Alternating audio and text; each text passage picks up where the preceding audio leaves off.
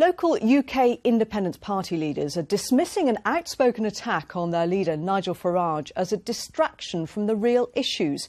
Nikki Sinclaire was elected as UKIP MEP for the West Midlands 5 years ago, but has since left the party and will campaign in May's European elections for the We Demand a Referendum Now party. She launched her scathing attack during a session of the Strasbourg Parliament.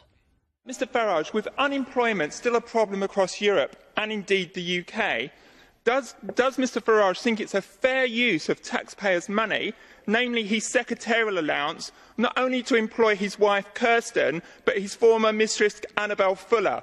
Is this a responsible use of taxpayers' money, Mr Farage?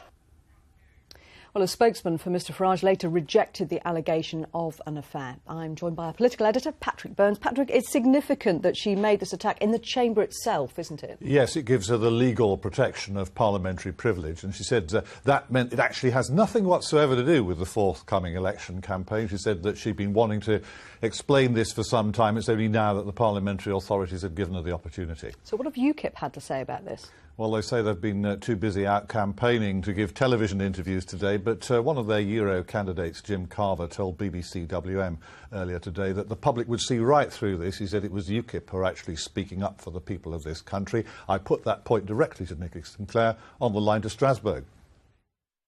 What I'm actually doing is exposing the hypocrisy of Nigel Farage, who told all UKIP MEPs in 2004 that they could not employ their wives, and he went behind their back and employed his wife. Let's remember, each MEP gets 3 times the national average wage, and on top of that, he has chosen to employ his spouse. I think that's pure hypocrisy.